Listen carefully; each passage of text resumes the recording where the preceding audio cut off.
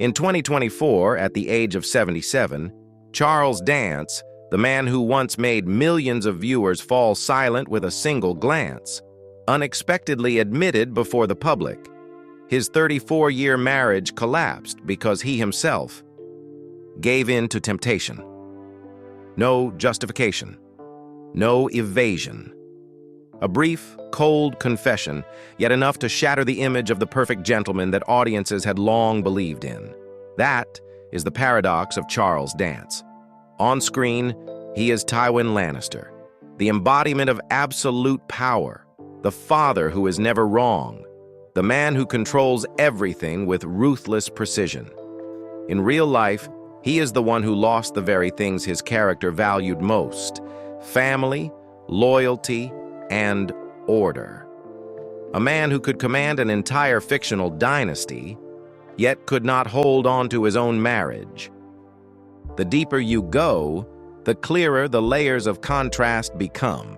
An actor without formal training, once stuttering to the point he could barely form complete sentences, went on to become one of the most commanding voices on television.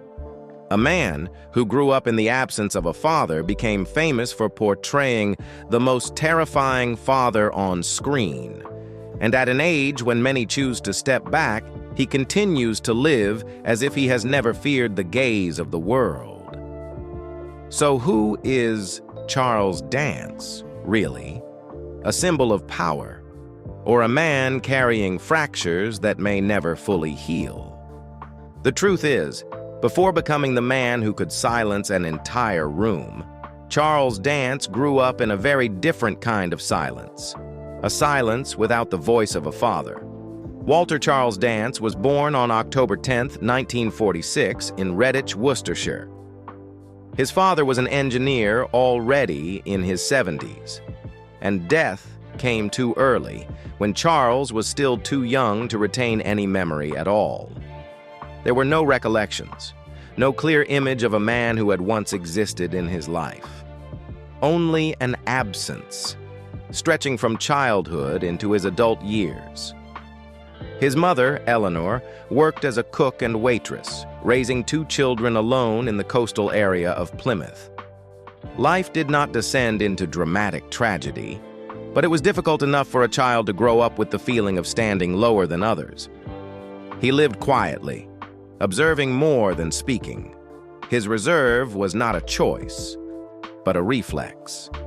At school, he was not a standout child. His voice became an obstacle as he suffered from a severe stutter, to the point that he once believed speaking in front of a crowd was impossible. An invisible barrier formed very early on, wanting to speak, but unable to do so fluently, wanting to step forward, but always feeling something pulling him back. Many years later, as a grown man, he faced his past for the first time through a television program. For the first time, he saw his father's face in an old photograph and learned that the man had once lived another life in South Africa with a daughter of his own. The pieces arrived too late, not enough to fill the void, only making it clearer. Even his lineage carried layers of surprise. On his father's side, Irish roots. On his mother's side, a connection to a Belgian-born artist who had lived and worked within the British art world in the 19th century. In some way, art already existed in his blood, but the path to reach it was never laid out for him. At first, Charles did not think about acting. He studied graphic design in Leicester, a safer and more practical choice. But when he returned to Plymouth and joined a local theater group, something began to shift. Without formal training, without the money to pursue a professional path, he encountered 2 unusual mentors, Leonard and Martin, 2 retired actors living in quiet obscurity. In an old printing workshop, they taught him the basics step by step: how to stand, how to speak, how to hold rhythm. There were no textbooks, no grand stages, only evenings repeated over and over in exchange for a few pints of beer. From those confined spaces, a habit took shape, controlling himself, controlling his voice, controlling every movement, not to impress, but to keep his inner insecurity from being exposed. And it was there that the image the audience would later recognize. The composed, restrained man who almost never let emotions spill over began to be built, very slowly, very quietly. From those evenings in the old printing workshop, where he learned to hold the rhythm of each line the way one holds a breath, Charles Dance's path did not open under bright stage lights, but through slow, steady steps that almost no one noticed. In the early 1970s, he began to touch the English stage with everything he had. No reputation, no backing, just a man who had learned to control himself to the point of revealing almost no fluctuation. By 1975, when he joined the Royal Shakespeare Company, he entered an environment where even the slightest deviation in rhythm could break the entire structure of a performance. There, every word had to be precise. Every pause had to carry meaning. There was no room for emotional outbursts, only discipline. And it was that discipline, repeated through each classical role, that gradually became what audiences would later call Charles Dance's quiet authority. The stage gave him a foundation, but television was where he was forced to confront a different kind of challenge. From the mid-1970s onward, he appeared in numerous BBC and ITV productions, roles not significant enough to leave a mark, but sufficient to keep him working. There was no spotlight, no breakthrough. He existed as a familiar face that went unnamed, an actor audiences might see many times, yet not remember. And it was during this period that a contradiction began to emerge clearly. He possessed a strong stage presence, but did not fit the leading man mold that television at the time favored. His sharp features, cold gaze, slow and weighted delivery, all of it placed him easily into roles of distant intellectuals, men positioned at the margins rather than the center. No one said he lacked talent, yet he always seemed to be held at a certain distance from major opportunities. In 1981, he entered film with For Your Eyes Only, a part of the James Bond series. The role was not long, not central, but enough to show that he could bring that same coldness to the big screen without altering it. No display, no exaggeration. He still created a sense of danger simply by standing still and speaking in the right rhythm. But even then, the larger door had not fully opened. It was not until 1984 that things truly began to shift. The Jewel in the Crown was not just a television series, but a complex structure about power, empire, and individuals caught within history.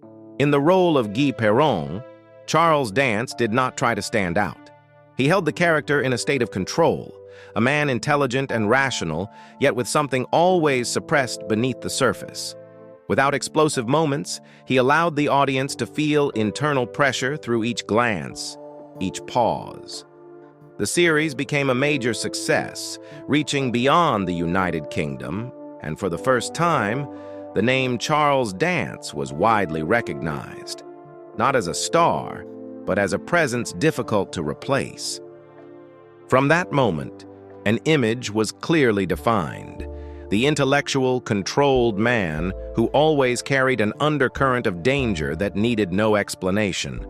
Not because he consciously built it, but because everything he had lived through, his restraint, his loneliness, the years of being overlooked, had finally found its proper shape on screen. The success of The Jewel in the Crown opened a new door, but behind it was not immediate glamour. It was a broader, harsher world, Hollywood. From the mid-1980s onward, Charles Dance began appearing in American film projects, bringing with him the very quality that made him stand out. A composure that was difficult to read.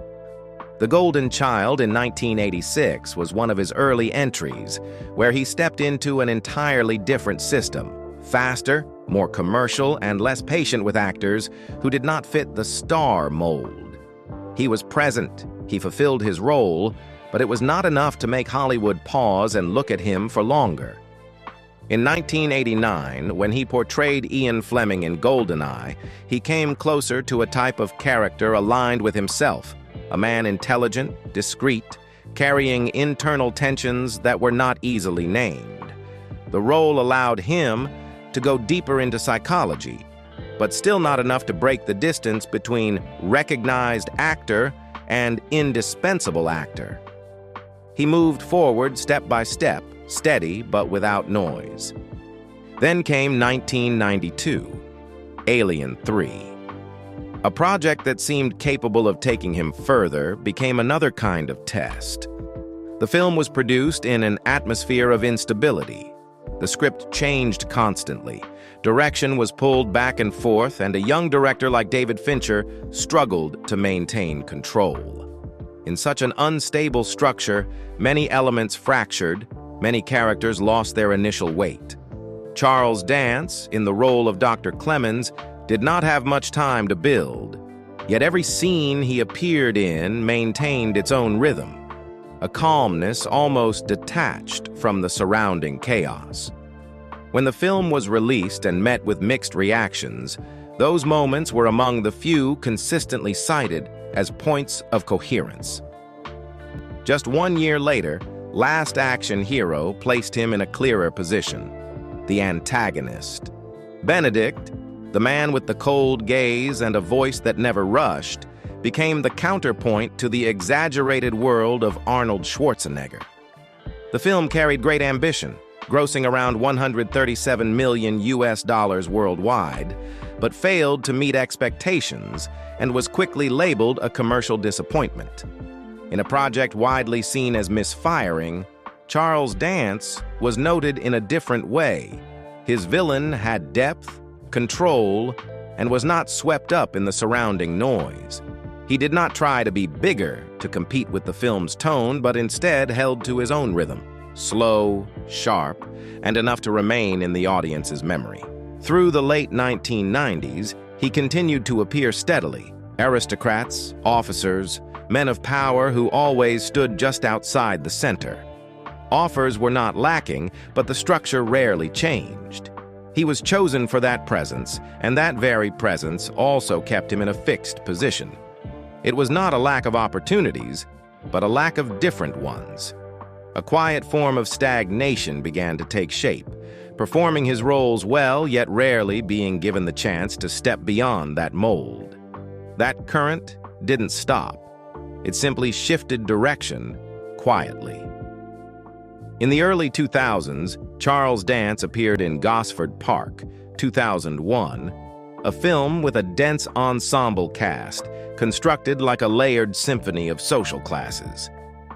He was not the center of the story, yet every time he stepped into the frame, the rhythm changed. In a space where power was concealed behind rituals and etiquette, he brought a very different kind of presence.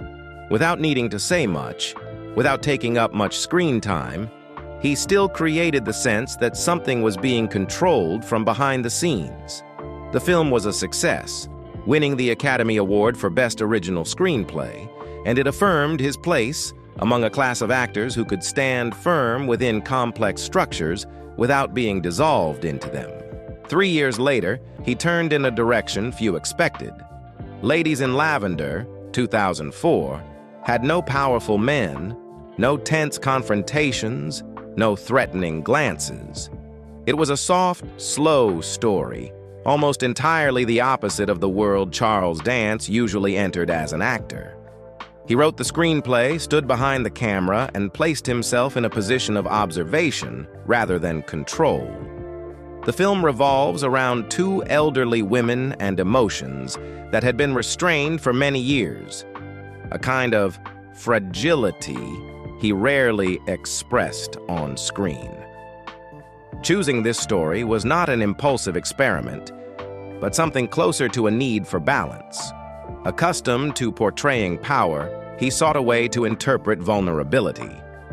The film received positive critical response and grossed over $20 million worldwide, a significant figure for an independent production, enough to demonstrate that he not only understood how to build characters, but also how to tell a complete story.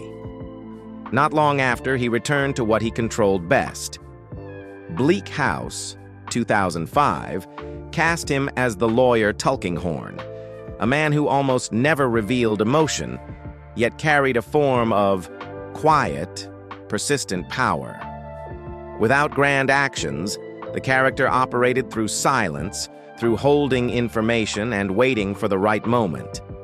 Charles Dance kept everything to a minimum: an even voice, an unwavering gaze, movements restrained to the point of near stillness.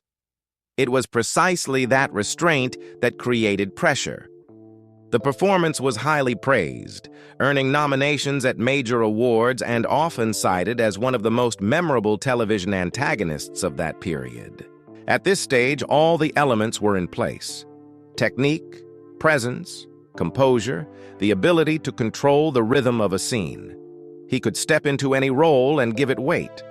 Yet recognition still stopped at a familiar boundary, deeply respected within the industry, acknowledged by critics, but not yet reaching the point where the broader public saw him as an irreplaceable icon. In 2011, when Game of Thrones began airing, Charles Dance entered a world that at first did not seem built around him. Tywin Lannister was not a central figure in the earliest episodes, did not appear frequently, did not occupy as much screen time as other main storylines. But after only a few appearances, the order within the narrative began to shift. Without large actions, without raising his voice, he created a kind of pressure that forced every surrounding character to adjust to his presence. Scenes with him were not louder, but they were heavier. Viewers began to anticipate Tywin's appearances, not because he spoke more, but because he made everything around him more dangerous. From 2012 to 2015, as the character was explored more deeply, Charles Dance almost completely controlled the rhythm of every segment he was part of. The scene in which he sits in a tent, skinning a stag while speaking about power and responsibility, was not just a striking detail, but became a statement about how he approached the role. There was no safe simulation, no distance between the actor and the object before him. Everything unfolded in reality, and he maintained the character's state throughout, never losing rhythm, never revealing any natural reflex that could break the sense of absolute control. His dialogues with Tyrion followed another direction. No action, no large movements, just two people facing each other, yet every line was placed like a calculated move. Tywin's coldness did not lie in cruelty, but in his unwavering certainty that he was always right. During production, he rarely needed to repeat a scene many times. The way he held rhythm, maintained his gaze, and controlled pauses allowed directors to trust the first take. There were lines subtly adjusted in pacing and emphasis on the spot, without changing the content, yet completely altering the audience's perception. That was not unstructured improvisation, but the result of years of controlling himself to the point that it had become almost instinctive. While Game of Thrones continued to expand in scale and draw a global wave of audiences, Charles Dance was not entirely consumed by a single role. He appeared simultaneously in multiple projects, but the way he entered those spaces had clearly changed. No longer a supporting actor searching for footing, he stepped into each film as a point of stability, where other characters had to adjust their rhythm to adapt. In The Imitation Game, 2014, he played a figure embedded within the power structure of British intelligence, where every decision carried consequences without needing to be explained through action. His character did not raise his voice, did not dominate through emotion, but always maintained just enough distance to create pressure. It was a kind of power that required no performance, only presence. Standing beside Alan Turing, the tension did not come from direct confrontation, but from the sense that every choice was being observed, weighed, and could be rejected at any moment. In The Crown, his role as Lord Mountbatten carried a different shade. no longer power in motion, but power long established, almost needing no proof. He appeared with the composure of someone accustomed to being listened to, and it was that familiarity that created a subtle form of pressure. The character did not need to compete for position because his position already existed. What Charles Dance did was not to add, but to preserve, to keep the character from falling into cliché, to ensure every line felt as though it carried history behind it. Godzilla, King of the Monsters, 2019, placed him in an entirely different world, where everything was large, loud, and beyond human control. Yet even within such a structure, he did not change the way he presented himself. He did not follow the film's fast pace, did not merge into the chaos. Instead, he held the character at a certain distance, as if observing more than reacting. That separation kept the role from being submerged beneath the spectacle. He did not need to compete with imagery, but created another layer of meaning, where humans still attempt to control what lies beyond their capacity. In Mank, 2020, everything became more contained. No war, no monsters, only conversations, negotiations, and stories shaped in the shadows. As William Randolph Hearst, Charles Dance did not express power through action, but through influence over how the story itself was told. His character did not need constant presence, yet every appearance shifted the atmosphere. The film received multiple Academy Award nominations, and though his name was not among the individual nominees, the role was still recognized as a pillar that kept the narrative structure from drifting, a quiet but essential presence. At the same time, Game of Thrones continued to receive nominations at the Screen Actors Guild Awards for its ensemble cast, and Charles Dance's performance came to be seen not merely as a successful role, but as a standard. People did not say he performed a lot. They said he knew what to remove. Every pause, every glance, every line was kept to a minimum. And it was precisely that minimalism that created weight. At a stage when many actors begin to slow down, he moved into a different state. Without needing to chase leading roles, without appearing constantly, he maintained his position in a very distinct way, appearing at the right moment, holding the rhythm in the right place, and leaving before the audience had time to forget. From a familiar face, he gradually became a signal. His name alone in a cast was enough for viewers to know that something would be held in a state of absolute control.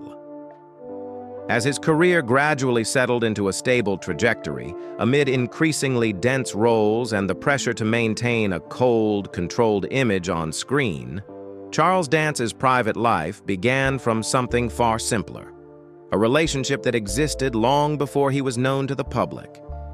He met Joanna Haythorne when they were both very young, before either had entered the vortex of fame.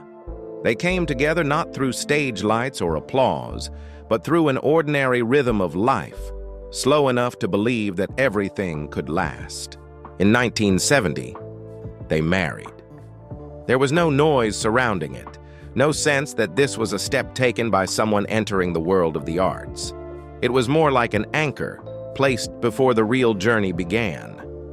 While Charles Dance was still searching for his place in theater and television, Joanna remained outside that entire system, a presence unrelated to roles, unaffected by how the public perceived him. The two built a family life alongside his progression through small roles and uncertain opportunities. Oliver was born in 1974, then Rebecca in 1980. Those years were not recorded under lights or headlines, yet it was there that one of the rare sources of stability in his life was formed. When the jewel in the crown carried his name beyond the boundaries of the United Kingdom, everything began to change in ways no one could fully control. Attention came quickly, intensely, without time to adapt. A man accustomed to standing at the margins suddenly became the focus of many eyes. especially from people who had never existed in his life before. The rhythm of life shifted, the environment changed, and the distance between the man on screen and the man in real life began to widen. Things that had never existed before now appeared as unnamed challenges. It was not a sudden collapse, but changes that became increasingly clear through each stage of Charles Dance's career. After 1984, when The Jewel in the Crown took him beyond the UK, his schedule grew denser. Long filming periods, constant travel between countries, time at home reduced to brief intervals. Before that, family had been the center of everything. From that point on, work gradually took that place. At the same time, attention from the public, particularly from women, began to appear in a way he had never experienced. It was not a few isolated compliments, but continuous direct attention, increasingly close within the working environment. He later admitted he lacked the experience to handle it and was not clear-headed enough to establish firm boundaries. The external relationships did not occur just once. They repeated over time, enough to break the trust that had been built over many years. On the other side, Joanna Haythorne did not live in that world. She was not part of the entertainment industry, did not share that rhythm of life, and had no way to engage with the changes unfolding around her husband. The distance was not only physical time apart, but a growing difference in how each viewed the life they were living. When the truth came out, the shock was not simply that there had been mistakes, but that they had persisted in silence. In 2004, the marriage ended. There were no public lawsuits, no loud disputes in the media. The decision was made privately, after what needed to be preserved could no longer be held together. They separated but did not completely sever ties, maintaining respect and communication, especially for the sake of their children. It was not until 2024, in a rare conversation on the Rosebud podcast, that Charles Dance spoke directly about the cause. He did not circle around it, did not use vague language. He stated plainly that he had given in to temptations and that the marriage ending was my fault. He recounted telling Joanna the full truth and that her initial reaction was shock, not from suspicion, but from the extent of what had happened. He did not shift the story onto circumstances, nor did he invoke professional pressure as a way to lessen it. When referring to the period after The Jewel in the Crown, he acknowledged one very direct fact. The attention from the outside, especially from women, came too quickly, and he did not know how to control it. There was no attempt to make things more understandable, no narrative designed to make the listener feel he deserved more sympathy. The way he spoke preserved the structure of events. It happened, it was told, and the consequences could not be reversed. After a breakup that lasted more than 3 decades, Charles Dance's private life did not remain in a void, but shifted into a different rhythm, more discreet, more restrained. Around 2008, he began a relationship with Eleanor Boorman, an artist much younger than him, who had previously worked as a model before moving into painting and sculpture. They met in an environment where art was no longer tied closely to stage or film, but to more private spaces, where creation unfolded slowly and with few witnesses. This relationship was not presented to the public in a loud manner. There were no official announcements, no constant appearances in the media. The two kept their lives at a measured distance from outside attention. In 2012, their daughter, Rose, was born. At the age of 66, Charles Dance entered a very different experience of fatherhood compared to earlier years, slower, more aware of time, and carrying a greater sense of fragility about what he could hold on to. Fatherhood at this stage was no longer a natural part of life, but something that had to be preserved. He once spoke about his desire to have enough time to watch his daughter grow up, a simple wish, yet no longer as certain as before. Those years were not marked by major events, but by smaller things: presence, shared moments, and also the times he could not be there as he had wished. His relationship with Eleanor Boorman gradually reached a quiet end. There was no public announcement of a separation, no reason disclosed openly. They parted in much the same way they had come together, without drawing attention, without creating an external narrative. What remained was not a clearly defined ending, but a distance that formed over time. Within it, his role as a father continued, though not always accompanied by the closeness he had hoped for. That rhythm shifted once again when film brought him into another encounter. In 2019, while working in Italy on The Book of Vision, Charles Dance met Alessandra Massi, a production coordinator responsible for organizing the logistical aspects of the film crew. Their initial contact carried no personal undertone, consisting only of exchanges related to work, schedules, and small details that needed to be managed to keep everything running smoothly. But within a space removed from everyday life, where each person temporarily stepped out of their familiar orbit, the distance between them gradually changed. From 2020 onward, they began to appear together more publicly, not in a staged way meant to attract attention, but in appearances sufficient to confirm that they were together. Alessandra Massi is more than 2 decades younger than him and comes from a completely different environment compared to earlier phases of his life. There is no overlap between fame and private life, no pressure to maintain a particular image in public. This creates a different state, fewer constraints, but also fewer definitions. In June 2024, images of their vacation in Formentera, Spain, spread widely across the media. Both appeared completely nude on the beach, neither avoiding the cameras nor attempting to conceal themselves. The moment was quickly drawn into familiar debates about age, norms, and public image. Some reactions were critical, while others viewed it as an expression of personal freedom in later life. Charles Dance did not offer any explanation. He did not adjust the narrative to make it more acceptable, nor did he respond to conflicting judgments. His silence was not avoidance, but seemed more like a choice, to keep his private life in its proper place, not allowing it to be fully defined by the gaze of others. This relationship does not follow familiar steps such as marriage or publicly declared commitments.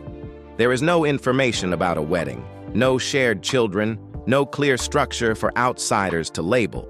What exists is companionship within a stage of life in which Charles Dance has experienced enough upheaval that he no longer seeks stability in old frameworks. The connection is visible in their appearances together, in the way they maintain a measured distance from the outside world, and in the fact that he continues to live without needing to adjust himself to meet others' expectations. That rhythm did not slow down. It simply shifted into a more stable form, where work continued like a deeply ingrained habit. In 2024, Charles Dance appeared at the Cannes Film Festival with Rumors, a dark comedy that places powerful figures into situations of loss of control, forcing them to confront their own helplessness. Within such a satirical structure, he did not need to alter his familiar mode of performance. His composure, restraint, and near detachment from the surrounding circumstances became a counterbalance, giving his appearances an added layer of meaning, as if the character did not entirely belong to that chaotic world, yet was still drawn into it. In the same year, he portrayed Michelangelo in Renaissance, The Blood and the Beauty, a role that demanded more internal depth than action. No longer political or social power, this was a tension arising from within, between creation, belief, and personal limits. The way he held rhythm, extended each pause, allowed the character to avoid being swept into surface-level drama, instead existing like an undercurrent. In 2025, he continued with Guillermo del Toro's Frankenstein, a project with grand ambitions in both imagery and atmosphere, where characters are no longer built along clear lines between good and evil. In such a world, Charles Dance's familiar approach found a natural place. No need to define, no need to over-explain, only to keep the character in a state of control. Alongside that was Ladies First, a lighter work where he did not carry the weight of the entire story, yet still appeared as an anchor preventing other narrative threads from drifting. Outside the frame, his life maintains an almost unchanged rhythm. No personal accounts, no frequent updates, no online presence to maintain an image. What he does continues to revolve around work, reading scripts, appearing on set, taking part in projects he considers worth his time. His absence from the digital space is not a void, but a deliberate choice, preserving the boundary between the real person and the public image. The way he views his craft is not framed as something approaching closure. Continuing to work is not placed under the question of when to stop, but rather how much remains to be done. At an age when many begin to withdraw, he remains within the same current as younger generations, not to compete, but to continue existing within that system in his own way. An accumulated income over decades, estimated at around $10 million, has not turned him into someone detached from work, but has only reinforced one thing. His motivation has never been about reaching enough, but about continuing. His influence also extends beyond film and television. When the character Tywin Lannister was adapted into game versions, Charles Dance's voice and performance were preserved almost intact, allowing the character to continue existing in another medium with the same level of pressure and control. Even without appearing directly, that presence can still be recognized. No image required, only a familiar cadence is enough for the listener to know who they are facing. That enduring presence, stretching across decades and not eroded by time or trends, gradually forms something else. It is no longer just a career, but influence. Not influence in a loud or immediately visible way, but one that seeps into how characters are written, how power is understood on screen. Men like Tywin Lannister, Mountbatten, or Hearst do not exist merely as individual figures, but become a new template. Power does not need to be expressed through loudness, but through absolute control in the smallest details. There, Charles Dance does not perform in a way that draws attention to himself, but compels the audience to adjust the way they see. A gaze held longer than usual, a pause extended by half a beat, a line delivered without emphasis yet heavy like an irreversible decision.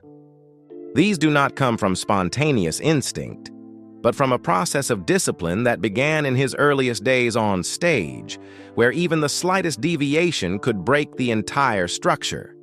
When that technique is carried into television and film, it inadvertently shifts the standard. Power is no longer something that must be proven through action, but something that can be felt even before the character does anything. That influence spreads in a remarkably quiet way. Scripts begin to write characters with fewer words, more restraint, creating space for a presence like his to exist. Younger actors observe how he controls rhythm, how he does not rush to fill silence, and realize that sometimes what is left unsaid carries the greatest weight. Without declarations, without altering the outward form of the industry, he influences from within, by making small choices matter. Recognition does not lie in how many times he appears on screen, but in how each appearance can reshape the entire feeling of a scene. Ensemble nominations at the Screen Actors Guild Awards for Game of Thrones, critical praise for his later roles, all are merely outward signs of something long established, a standard not easily reached. When an actor enters a frame and does very little, yet still holds the audience's attention, it is no longer an isolated skill, but a form of authority accumulated over time. There is no display attached to it, no effort to define himself as an icon. Yet over time, his refusal of the unnecessary creates a clearer image than any declaration could. A man who can stand still, speak little, and still make everything around him revolve.